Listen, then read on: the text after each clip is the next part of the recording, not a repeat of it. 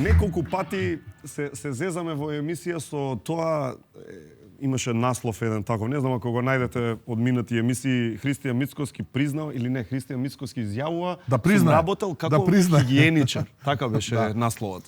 Тоа е интересна приказна, да. Која е уствари работата сега? Вистина или не? Еве го, имам работено како хигиеничар. Да. Завршив студии со сериозно висок просек, 9.63, бев студент на генерација.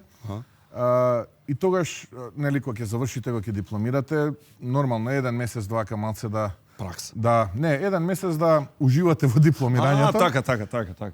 И ја потоа одма на пракса. Да, одма на пракса. И потоа доаѓа праксата. Добро. Ајде да поработиме. Нели, живот ве чека, сега влегувате во сериозни води.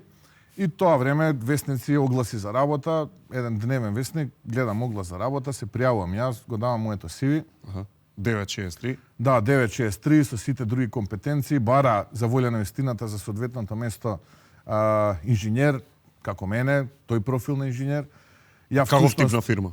Па, фирмата беше дилер на автомобилски возила, на автомобили. Добро. На патнички возила. Окей. И ајде, решив да аплицирам. Аплицирам, ме повика на интервју, бев на тоа интервју, завршив со тоа интервју. И откако завршив со тоа интервју, ме примја. Викам, леле, ова било, тоа е тоа, викам, шансите се, не знам зашто. Не било така, тешко да се најде работа, а? Така.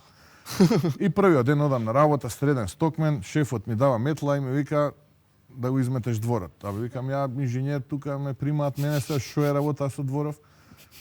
Дворот, вика, и мети. Така се почнува, Не, тоа се уште не знаев, тоа беше за мене шок.